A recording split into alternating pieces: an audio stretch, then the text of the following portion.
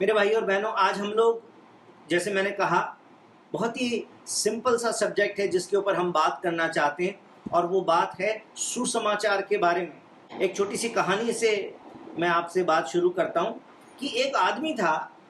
वो आदमी दुकान पे गया और तोता खरीदने के लिए गया। क्या खरीदने के लिए गया? तोता खरीदने के लिए गया। तो एक जैसे दिखने वाले दो तोते थे। तो दुकान के मालिक से उसने पूछा, ये वाला कितने का है? तो उसने बोला, जी ये तो 500 रुपये का है। अच्छा, और ये दूसरा वाला ये कितने का है?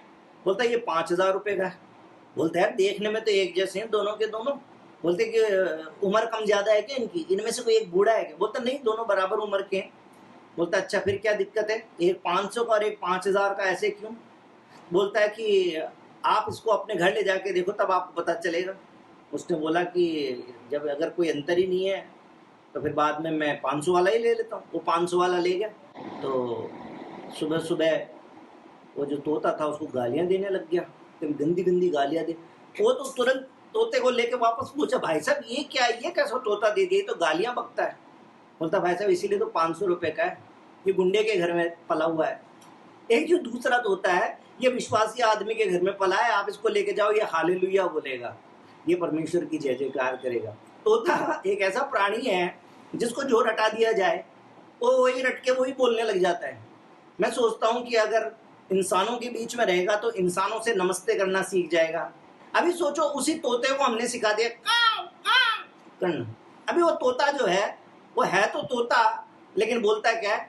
काव काव। आप मुझे बताइए कि वो काव काव बोलना सीख गया तो क्या अब हम उसको कौवा बोलना शुरू कर देंगे? कितने लोग हाथ उठा के बताइए, कितने लोग बोलते हैं कि हम उसको तोता बोलना शुरू कर देंगे क्योंकि अब वो काव काव करता है? किसी ने भी हाथ नहीं उठाया, क्योंकि सब समझदार लोग हैं यहाँ पर। मेरे समझदार भाइयों और बहनों, बात यही है कि कौवा, क्योंकि कौवा है इसलिए काव काव करता है। कोई काव काव करता है इसलिए हम उसको कौवा नहीं बोलते। सही बात है कि नहीं? हाँ, ये तो सबको समझ में आ गई, क्योंकि सबने तोता भी देखा है, सबने कौवा भी देखा है। अब इससे जोड़कर आप रोमियो 3 उसका 23 वचन जो है उसको पढ़िए। रोमियो 3 का 23 जब हम पढ़ते हैं तो वहां पर क्या लिखा हुआ है? ज्यादातर लोगों को ये वचन मुंह जुबानी याद होगा, लेकिन फिर भी मैंने आज प्रेरणा जी को रिक्वेस्ट किया हुआ है कि हर वचन को मेरे साथ में खोल खोल के पढ़ते जाएं। इसलिए कि सबने पाप किया है और परमेश्वर की महिमा से रहित है। हाँ जी, तो आपकी बाइबल में भी ऐसा लिखा होगा कि सबने पाप किया है और परमेश्वर की महिमा से रहित है। आपने मेरे मुंह से कई बार सुना होगा कि सिर्फ पाप किया है, इस बात की माफी नहीं मांगनी है परमेश्वर से, बल्कि इस बात की भी माफी मांगनी है कि मैं पापी हूं। मैं आपको ये बताना चाहता हूं कि आप पाप करते हैं इसलिए आप पापी नहीं हैं। आप काव काव करते हैं इसलिए कौवा नहीं है। आप कौवा हैं इसलिए काव काव करते हैं। आप पाप करते हैं इसलिए पापी नहीं हैं। आप पापी हैं इसलिए पाप करते हैं। यदि हमारे बीच में कोई ऐसे हैं जिन्होंने अब तक अपने पापों को समझा नहीं है, अपनी पाप की अवस्था को नहीं समझा है, परमेश्वर से क्षमा नहीं मांगी है, तो आज अपने मन को तैयार करें। इसलिए शुरू से समझ रहे हैं, इस बात को समझ रहे हैं कि रोमियो 3:23 में लिखा है कि सबने पाप किया है। उस पाप की मैं आपसे आज बात कर रहा हूं कि यहां पर लिखा है कि सबने पाप किया है। जब सुसमाचार सुनाते हैं तो हम सबसे पहले इसी बात के ऊपर जोर डालते हैं, क्योंकि चमत्कार की बात नहीं करते, चंगाई की बात नहीं करते, हम दूसरी बातें नहीं करते। दूसरी भी कर सकते हैं, करते भी हैं। जब किसी को समस्या में देखते हैं, बीमार है, तो हम बताते हैं यीशु चंगा कर सकता है, दुष्ट आत्माओं से जकड़ा है तो हम बोलते हैं कि यीशु मसीह छुड़ा सकता है। ये बात तो सही है, लेकिन जब असली सुसमाचार बताते हैं तो हम ये बताते हैं कि यीशु मसीह सिर्फ चंगा करने वाला नहीं है, यीशु मसीह सिर्फ छुटकारा देने वाला नहीं है, यीशु मसीह तो पाप से छुड़ाकर और अनंत जीवन में प्रवेश कराने वाला परमेश्वर है। हमारे धर्म को नहीं बदलता, परंतु हमारे मन को बदलता, हमारे जीवन को बदल देता है। एक और वचन मेरे साथ में निकालिए, इफिसियों की किताब उसका 2 अध्याय और उसका 1 वचन से लेकर और 3 वचन तक। इफिसियों की किताब 2 अध्याय 1 से 3। उसने तुम्हें भी जिलाया जो अपने अपराधों और पापों के कारण मरे हुए थे, जिनमें तुम पहले इस संसार की रीति पर और आकाश के अधिकार के हाकिम अर्थात उस आत्मा के अनुसार चलते थे जो अब भी आज्ञा न मानने वालों में कार्य करता है।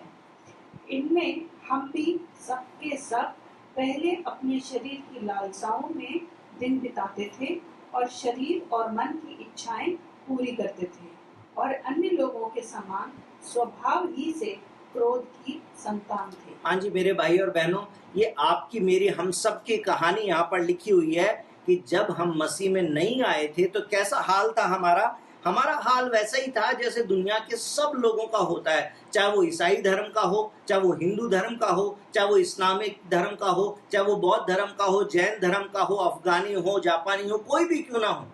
हर धर्म के जो लोग हैं उनकी एक ही अवस्था है। क्या अवस्था है? यहाँ पर लिखा हुआ है कि तुम भी अपने अपराधों और पापों के कारण मरे हुए थे। हमारी आत्मा पाप के कारण, पाप क्योंकि हमारे अंदर पाप था, हमारा जन्म ही पापों में हुआ था, इसलिए दुनिया बोलती है ना बच्चे तो भगवान का रूप है, बोलते हैं ना, लेकिन बाइबल ऐसा नहीं बताती। बाइबल बताती है कि हर एक इंसान का जन्म पाप में ही होता है और जो माता पिता के अंदर जो पाप का डीएनए है वो ट्रांसफर होकर उसके बच्चों में चला जाता है।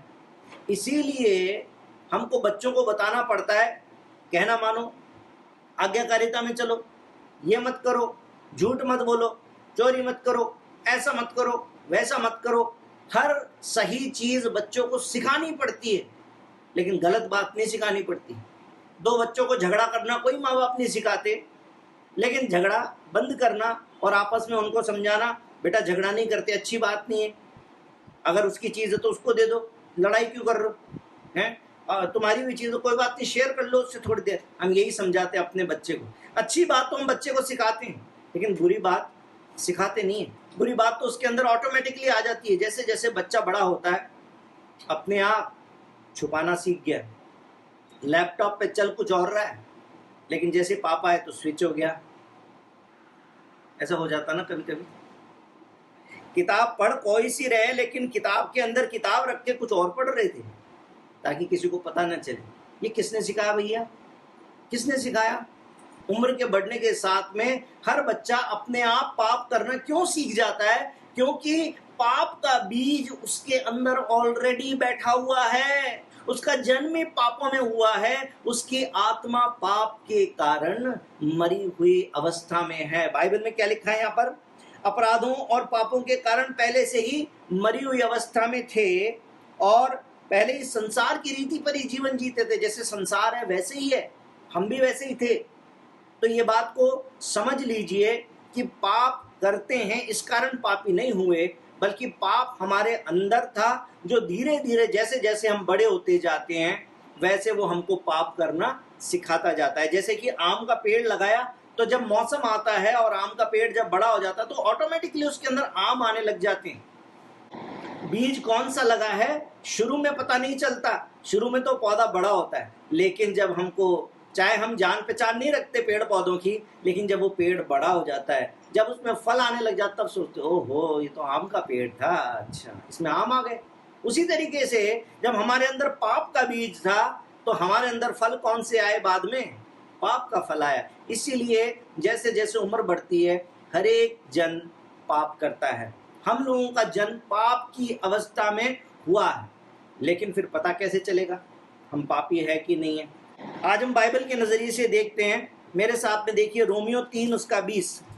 क्योंकि व्यवस्था के कामों से कोई प्राणी उसके सामने धर्मी नहीं ठहरेगा, इसलिए कि व्यवस्था के द्वारा पाप की पहचान होती है। व्यवस्था के द्वारा पाप की पहचान होती है। व्यवस्था के कारण कोई धर्मी नहीं होता। आपका बच्चा घर में पेंसिल उठा लाया किसी अपने दोस्त की, आपने बोला बेटा ये कहाँ से आई? तो बच्चे ने बोला वो मेरे दोस्त के पास थी, मेरे को अच्छी लगी तो मैं ले आया। तो आप क्या बोलते हैं? चलो शाबाश बेटा, अच्छी बात है, कोई चीज़ अच्छी लगे तो ले लें, ऐसे ही बोलते हैं क्या? नहीं, आप बोलते बेटा ये गलत बात है। जब हम किसी की चीज़ बिना मांगे ले लेते हैं तो उसको चोरी बोलते हैं। हमको चोरी नहीं करना है ना, हम उसको अच्छी आदत डालते हैं। लेकिन जब तक उस बच्चे को ये मालूम ही नहीं था कि चोरी होती है, जब हम किसी की चीज़ बिना पूछे ले लेते हैं, चुपके से ले लेते हैं तो चोरी होती है, जब तक हम उसको बताते ही नहीं है तब तक हम उस बच्चे को ये नहीं कह सकते कि वो चोरी कर रहा है, क्योंकि उस बच्चे को मालूम नहीं है। लेकिन जब हम अपने बच्चे को कोई बात बता देते हैं, कई बार बता देते हैं, उसके बाद में भी जब वो उस गलती को करता है, तब हम बोलते हैं कि बेटा आपको ये बताया था कि ये काम गलत है और फिर भी आपने किया है, अब आपको दंड मिलेगा। तो पहली बार में तो डांट मिलती है, दूसरी बार में कड़क डांट मिलती है और फिर तीसरी बार में तो छड़ी भी मिल जाती है। सही बात है ना? क्यों? क्योंकि अब उसको सही और गलत की पहचान करा दी गई है। उसी प्रकार से मैं आपको बताता हूं क्या बात है। जब आप डॉक्टर के पास जाते हैं, आप बोलते डॉक्टर साहब ये कई दिनों से पेट दर्द बार बार होता है, ये तो पता नहीं कोई सी भी दवाई ले लो, कुछ भी कर लो, ये फिर से आ जाता है पेट में दर्द। तो फिर डॉक्टर साहब क्या करते हैं? डॉक्टर साहब बोलते हैं अच्छा ठीक है, आपका ब्लड टेस्ट कराएंगे। फिर आपका ब्लड टेस्ट कराते हैं। अब वो ब्लड टेस्ट की जो रिपोर्ट आ जाती है, तो ब्लड टेस्ट की रिपोर्ट से जो पता चल जाता है कि आपका पेट का दर्द क्यों है, तो क्या उससे पेट दर्द अपने आप ठीक हो जाता है रिपोर्ट के आने से? नहीं। रिपोर्ट सिर्फ इतनी जानकारी देती है कि आपकी समस्या क्या है, आपकी प्रॉब्लम कहां पर है, आपका यूरिक एसिड बढ़ा हुआ है या आपके कोई इन्फेक्शन आ गया है कि क्या हो गया है, वो आपकी ब्लड रिपोर्ट से पता चल जाता है। परंतु ब्लड रिपोर्ट आपको ठीक नहीं कर सकती है। उसी प्रकार से व्यवस्था के आने से पहले ये मालूम नहीं था कि चोरी चोरी है, ये मालूम नहीं था कि व्यभिचार व्यभिचार है, ये मालूम नहीं था कि झूठ झूठ है। लेकिन व्यवस्था के आने के बाद पता चल गया। व्यवस्था कौन सी है मैं आपको बता दूं, जो नए विश्वासी हैं। परमेश्वर ने मूसा के समय में मूसा से बात करके उसको 2 पट्टियां दी थी जिनके ऊपर 10 आज्ञाएं लिखी हुई थी। उसको आप पढ़ के भी देख सकते हैं निर्गमन की किताब में, लेकिन आज वो सब्जेक्ट नहीं है। उसके बाद में मूसा को जो परमेश्वर ने सिखाया, उसके आधार पे एक बहुत लंबा चौड़ा व्यवस्था बताया गया है कि क्या खा सकते हैं, क्या नहीं खा सकते, क्या पहन सकते हैं, क्या नहीं पहन सकते, किससे ब्याह कर सकते हैं, किससे ब्याह नहीं कर सकते, कौन सी जगह पे जा सकते हैं, नहीं जा सकते, कितनी खेती बाड़ी कर सकते हैं, नहीं कर सकते, कौन करेगा, कौन नहीं करेगा, कई तरह की व्यवस्था जो है वो बता देगी। एक बार जरा एक वचन और पढ़ लें, उसके बाद में मैं आगे एक बात और बताता हूँ। गलातियों 3 उसका 10 वचन से लेकर हम लोग पढ़ें। इसलिए जितने लोग व्यवस्था के कामों पर भरोसा रखते हैं वे सब शाप के अधीन हैं। हाँ, सबसे पहले तो मैं आपको बता दूं कि यदि आप सोचते हैं कि अच्छे कर्मों से उद्धार हो जाएगा, तो बाइबल में लिखा है कि व्यवस्था के द्वारा यदि आप धर्मी होने के बारे में सोचते हैं तो आप शाप के अंडर हैं। क्यों? उसका कारण लिखा हुआ, पढ़िए। क्योंकि लिखा है, जो कोई व्यवस्था की पुस्तक में लिखी हुई सब बातों के करने में स्थिर नहीं रहता वह शापित है। हाँ, इसका मतलब क्या हुआ? इसका मतलब यह है कि मान लीजिए आपको बता दिया कि चोरी करना पाप है। आपको 100 बार चोरी करने के मौके मिले, 99 बार आपने चोरी नहीं की, लेकिन अगर एक बार आपने चोरी कर दी है तो आपने वो व्यवस्था तोड़ दी है। इसके कारण अब आप चोर बन गए हैं। जैसे फॉर एग्जाम्पल, गाड़ी लेके आप निकले, आप आज तक कभी आप पकड़े भी नहीं गए और आपने कभी कोई रेड लाइट जंप भी नहीं करी भी होगी तो आप कभी पकड़े नहीं गए, लेकिन आज पकड़े गए। अब आपको मिला तो 18 साल की उम्र में था, अब आप 36 साल के हो गए, आप आज तक कभी पकड़े नहीं गए। इसलिए 36 साल की उम्र में जब आप पकड़े गए तो पुलिस वाले को, जब आप पुलिस वाला आपसे कोई बात करेगा तो आप पुलिस वाले को ये नहीं कह सकते अजी 18 साल गुजर गए, लाइसेंस मिले हुए, आज तक तो मैंने कोई गलती नहीं करी, आज कर दूंगा क्या मैं, और एक बार हो गई तो क्या हो गया, ऐसे नहीं कह सकते ना। वो बोलेगा भाई साहब 18 साल हो गए, 48 साल हो गए, उससे क्या फर्क पड़ता है, आज तो कानून तोड़ दिया, आज तो फाइन भरना पड़ेगा। समझ में आ गई बात? इसलिए व्यवस्था हमको बचा नहीं सकती है। अब ब्लैक एंड व्हाइट हो गया। अब तो यदि एक भी पाप हो गया तो हम पापी हो गए। अब सोचिए जिंदगी भर में क्या एक भी मौका ऐसा नहीं आया होगा जब हम पाप कर बैठे हों, हमने पाप किया ना। अब समझ में आ रहा? सबने पाप किया है और परमेश्वर की महिमा से रहित हैं। रोमियो 3:23 जो हमने पढ़ा था। क्यों? क्योंकि पाप अंदर था, लेकिन समाज ने सिखाया, माँ बाप ने सिखाया, अच्छे संस्कार दिए, इसलिए अच्छा जीवन जीते रहे, लेकिन पाप तो है। और मैं आपको ये बात बोल दूं एक बार कि यदि आपने अपनी जिंदगी में, गौर से सुनिए, आपने यदि अपनी जिंदगी में आज तक कोई पाप का काम नहीं किया तो भी पापी है। समझ में आया?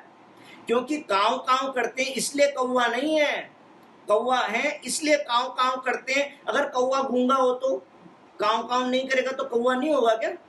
कौवा तो फिर भी कौवा ही है। पापी तो पापी ही है, क्योंकि अंदर पाप है, भले ही कर्मों में पाप ना किया हो सकता है आपने कभी सांसारिक रूप से अपने शरीर के हाथों से, अपने कामों से, अपने विचारों से, अपनी बोली से पाप ना किया हो, वैसे तो ये इम्पॉसिबल है, लेकिन अगर नहीं किया तो भी पापी हैं। क्यों? क्योंकि पाप अंदर है, पाप के कारण आत्मा मरी हुई अवस्था में है। उसको जब तक यीशु मसीह का स्पर्श नहीं मिलेगा तब तक हम पापी हैं, हमें पाप के छुटकारे की जरूरत है। अब वो दूसरी बात कि जो मानवीय इतिहास है, इसके आत्मिक इतिहास को 3 भागों में डिवाइड किया जा सकता है। 3 भागों में। पहला प्रतिज्ञा का समय, दूसरा व्यवस्था का समय, और तीसरा ख्रीस्त के अनुग्रह का समय। कौन कौन से 3 समय आ गए? पहले प्रतिज्ञा का समय, पहले आदम से प्रतिज्ञा किया, जाओ फलो फूलो और पूरी पृथ्वी पर फैल जाओ, सब कुछ करो, सबके ऊपर अधिकार कर लो, प्रतिज्ञा दे दिया परमेश्वर ने। लेकिन प्रतिज्ञा को रिसीव नहीं कर पाए या परमेश्वर पर भरोसा नहीं किया, इसलिए प्रतिज्ञा का कोई फल नहीं निकला। उसके बाद में अब्राहम के साथ में प्रतिज्ञा परमेश्वर ने कर दी। अब्राहम के समय से वो प्रतिज्ञा चली आ रही थी, इसलिए वो प्रतिज्ञा बहुत वर्षों तक चलती रही। लेकिन करीब करीब 450 साल बीत जाने के, अब्राहम के समय से 450 साल बीत जाने के बाद में फिर परमेश्वर ने व्यवस्था दे दी। परमेश्वर ने व्यवस्था दे दी मूसा के द्वारा, और अब व्यवस्था का समय शुरू हो गया। मूसा से लेकर अब सही गलत आपके सामने आ गया है। उससे पहले सही गलत परमेश्वर निर्णय कर रहा था, और परमेश्वर किसी को पापी और दोषी नहीं ठहरा रहा था। वो उसके ऊपर था कि वो भरोसा करे कि नहीं करे, क्योंकि प्रतिज्ञा का समय था। उसके बाद में दूसरा समय आ गया, व्यवस्था का समय। अब मनुष्य को सही गलत बता दिया गया है, अब इस सही गलत के हिसाब से उसको जीना है, लेकिन उस सही गलत के हिसाब से जीने में इंसान फेल हो गया।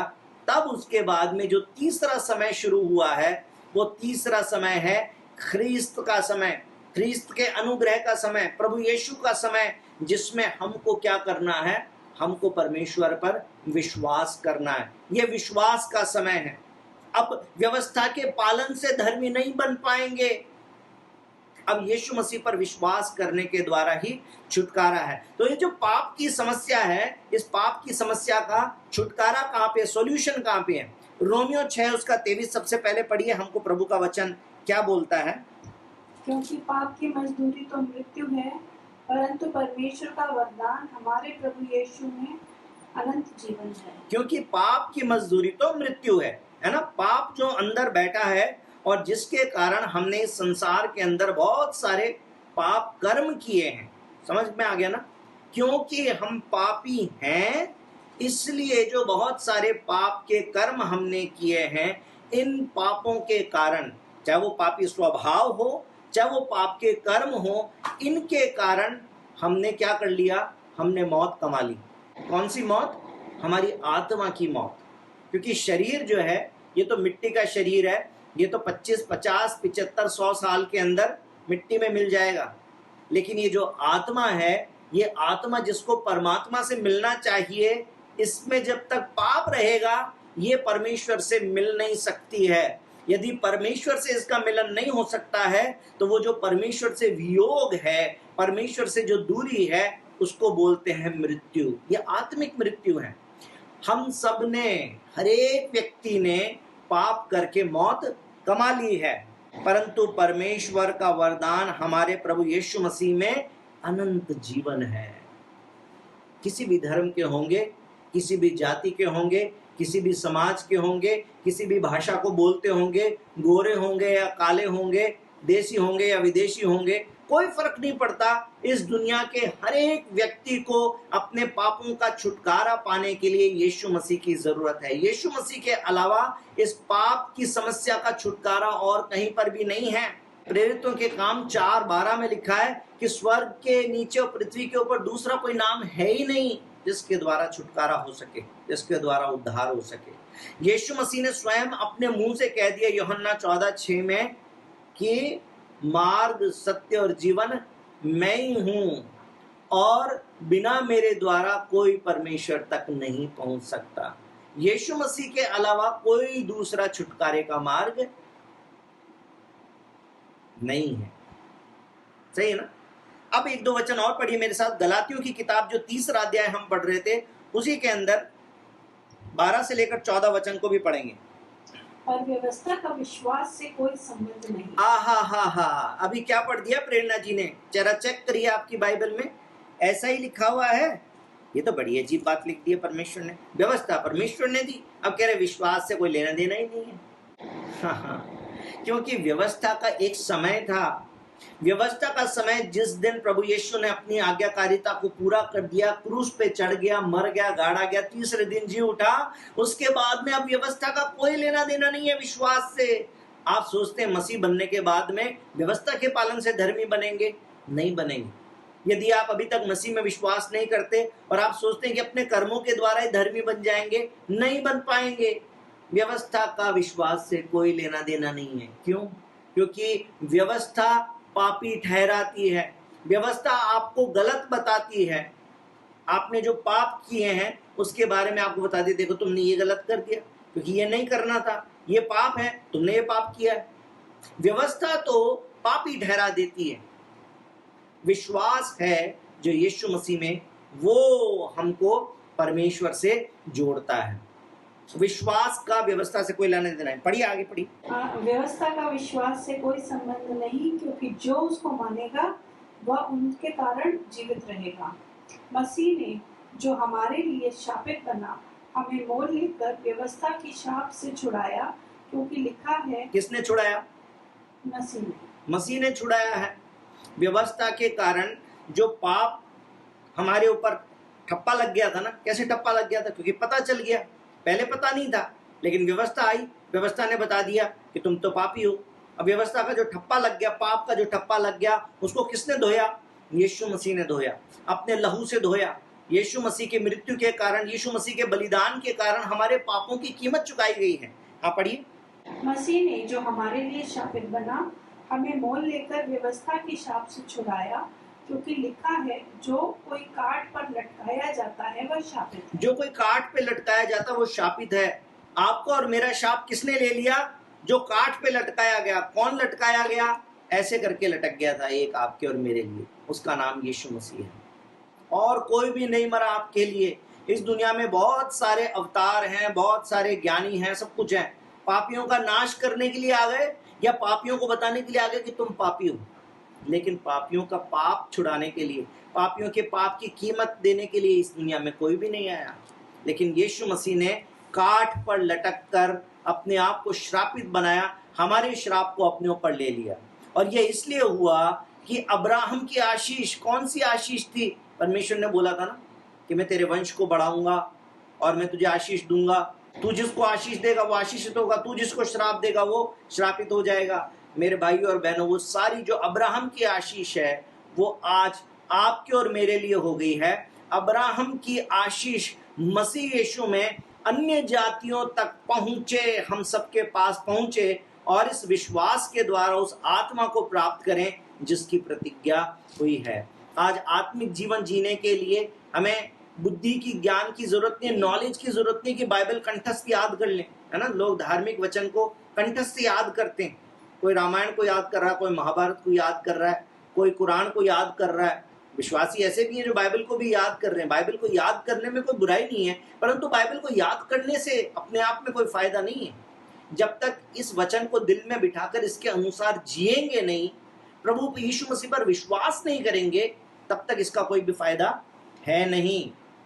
एक और वचन पढ़े मेरे साथ में, रोमियो की किताब 3 अध्याय उसका 21 से 26 तक। परंतु अव्यवस्था से अलग परमेश्वर की वह धार्मिकता प्रकट हुई है, जिसकी गवाही व्यवस्था और भविष्यवक्ता देते हैं। हाँ, तो जो व्यवस्था है उस व्यवस्था से अलग एक नई व्यवस्था है। कौन सी व्यवस्था? परमेश्वर की धार्मिकता की व्यवस्था। इसके बारे में अलग अलग भविष्यवक्ता बोलते रहे हैं, है ना। यीशु मसीह के बारे में बहुत सारी भविष्यवाणियां उन्होंने की हैं। क्या है आगे? अर्थात परमेश्वर की वह धार्मिकता जो यीशु मसीह पर विश्वास करने से सब विश्वास करने वालों के लिए यीशु मसीह पर विश्वास करने से सब विश्वास करने वालों को ये आशीष मिल जाती है। बोले यीशु मसीह की जय। अगर आप यीशु मसीह पर विश्वास करते हैं तो ये आशीष आपको मिल जाएगी, ये आशीष आपको मिल गई है। आगे पढ़ें।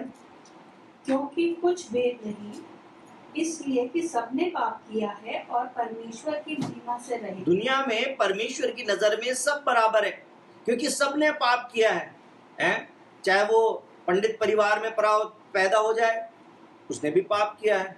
कोई क्षत्रिय परिवार में पैदा हो जाए, उसने भी पाप किया है। कोई अंग्रेज पैदा हो जाए तो उसने भी पाप किया है। जापानी पैदा हो जाए तो उसने भी पाप किया है। गांव में आदिवासी पैदा हो जाए तो उसने भी पाप किया है। सब ने पाप किया है। इसलिए परमेश्वर को इस बात से कोई फर्क नहीं पड़ता आप कौन से धर्म से ताल्लुक रखते हैं, आप कौन सी भाषा बोलते हैं, आप कितने पढ़े लिखे हैं, कोई फर्क नहीं पड़ता, क्योंकि फॉर्मूला एक ही है। भाई मेरी बात सुनो, पेट दर्द हुआ तो डॉक्टर की दवाई एक ही है। हिंदू के लिए अलग, मुसलमान के लिए अलग, ऐसा नहीं है। पेट दर्द हुआ है तो डॉक्टर की दवाई एक ही है। पाप हुआ है तो पाप की दवाई एक ही है, यीशु मसीह। आगे पढ़े। परंतु उसके अनुग्रह से उस छुटकारे के द्वारा जो मसीह यीशु में है सेंत धर्मी ठहराए जाते। हाँ, अनुग्रह से, मैंने कहा ना अनुग्रह का समय प्रभु यीशु के बाद से अनुग्रह का समय शुरू हो गया है। अब हम अनुग्रह के समय में जीवन बिता रहे हैं और प्रभु हमको अनुग्रह देते हैं कि यदि हम प्रभु पर विश्वास करें तो प्रभु यीशु मसीह छुटकारा करते हैं। और कैसा छुटकारा? सेंत में हमको धर्मी ठहरा देते हैं। सेंत में का मतलब क्या है? सेंत में का मतलब दो है। सेंत में का मतलब है इन टोटल, और सेंत में का मतलब है फ्री ऑफ कॉस्ट। आपको और मुझको कोई कीमत नहीं चुकानी पड़ी। दुनिया बोलती है कर्म करो, उस पहाड़ पे चले जाओ, वहां पे चले जाओ, वहां का पानी भर के ले आओ, कांवड़ लेके जाओ, ये करो। दुनिया तो बहुत कुछ कर रही है, लेकिन यीशु मसीह बोलता है कि तुम्हारे करने से नहीं होगा। कर तो यीशु मसीह ने दिया है और अब उसका अनुग्रह है, हमको सिर्फ विश्वास से ग्रहण करना है। ग्रहण किया तो सेंत में धर्मी है, टोटल धर्मी है, बिना कुछ कीमत चुकाए धर्मी है, बिना कोई कर्म किए धर्मी है। विश्वास करना है। आगे। उसे परमेश्वर ने उसके लहू के कारण एक ऐसा प्रायश्चित ठहराया जो विश्वास करने से कार्यकारी होता है। परमेश्वर ने उसके लहू के कारण, किसके लहू के? यीशु मसीह के लहू के कारण। यीशु मसीह जब क्रूस पे चढ़ाया गया तो पहले उसको कोड़े मारे गए और फिर बाद में उसको क्रूस पे टांग दिया, क्या हाथ में कीलें ठोक दी गई।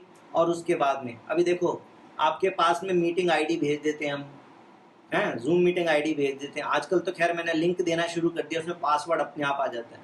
अब मान लो मैंने मीटिंग आईडी तो दे दिया, पासवर्ड तो दिया ही नहीं, अब कोई फायदा नहीं है, आप मीटिंग ज्वाइन नहीं कर सकते। पासवर्ड चाहिए। जब तक पासवर्ड नहीं होगा मीटिंग एक्टिवेट नहीं होगी, कार्यान्वित नहीं होगी। आपका मेरा उद्धार किससे कार्यान्वित होता है? लिखा है परमेश्वर ने उसके लहू के कारण एक ऐसा प्रायश्चित ठहराया। आपके और मेरे बदले में यीशु मसीह ने एक ऐसा प्रायश्चित किया है, हमारे बदले में पापों की कीमत चुकाई है, जो विश्वास करने से कार्यकारी होता है।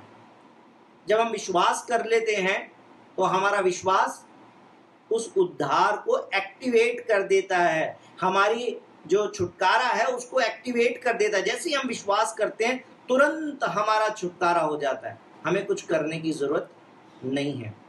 यीशु मसीह हमको बदल के और फिर नहीं बुलाता कि पहले तुम अच्छे कर्म करो, तुम ये करो, तुम वो करो। नहीं, ये यीशु मसीह के लहू बहाने से हमारा उद्धार एक्टिवेट हो गया है। हमको बस विश्वास करना है, हमको बस विश्वास करना है। परमेश्वर ने दाऊद को क्षमा किया और आज तक हम दाऊद के बहुत सारे भजन पढ़ते हैं। मैं सोचता हूं कि अगर परमेश्वर ने उसको माफ न किया होता तो परमेश्वर पूरी भजन संहिता की किताब ही हटा देते कि ये पापी आदमी है, इसके लिखे हुए वचन को लिख के यहाँ पर करना क्या है, उसको हटा देते। लेकिन प्रभु ने ऐसा नहीं किया। परमेश्वर ने दाऊद के मन फिराव के कारण दाऊद को क्षमा कर दिया। हमको क्या करना? पापी तो हम भी हैं, हमें सिर्फ अपने पाप कर्म की माफी नहीं मांगनी है, बल्कि हमें परमेश्वर से कहना है कि प्रभु मैं पापी हूँ।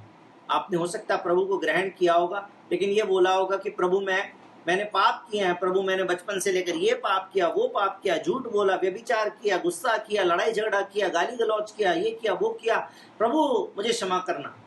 मेरे जीवन में आना, वो बोला होगा। लेकिन आज मैं आपसे कहना चाहता हूं कि यदि पाप के कर्मों की क्षमा तो मांगी, परंतु पापी स्वभाव की क्षमा नहीं मांगी, वो जो पाप का एटीट्यूड है उसकी क्षमा नहीं मांगी, तो फिर मामला गड़बड़ है, अधूरी क्षमा मांगी है। हमें पापी होने की सजा मांगनी है, हमारा जो पापी होने की जो एग्जिस्टेंस है उसको क्रूस पर चढ़ाना है।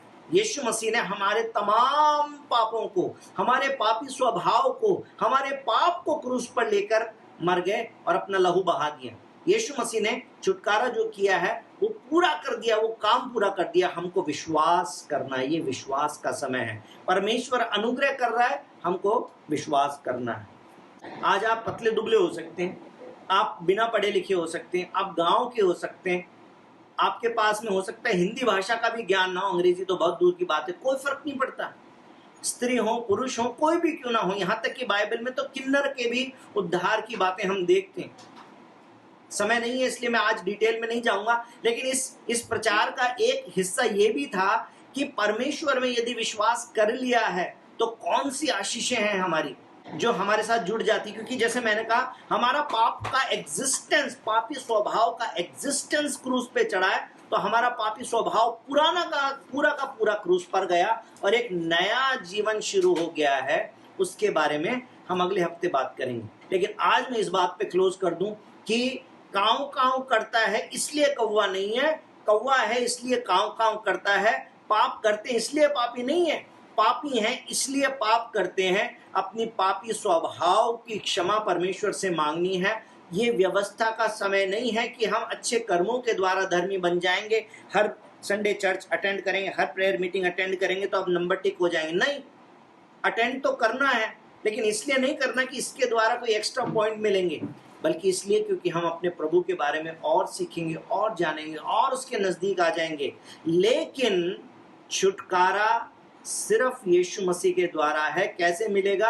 अपने पापों की क्षमा मांग के, जब अपने पापी स्वभाव को क्रूस पे चढ़ाकर, और जब हम प्रभु यीशु मसीह को अपने मुक्तिदाता के रूप में ग्रहण कर लेते हैं, तब हमारा छुटकारा हो जाता है, तब हमारा उद्धार हो जाता है। हमारे कर्मों के कारण नहीं है। बस एक आखिरी वचन पढ़िए आज के लिए, वो है इफिसियों की किताब, उसका 2 अध्याय और उसका 8 और 9 वचन। क्योंकि विश्वास के द्वारा अनुग्रह ही से तुम्हारा उद्धार हुआ है, और ये तुम्हारी ओर से नहीं वरन परमेश्वर का दान है, और न कर्मों के कारण, ऐसा न हो कि कोई घमंड करे।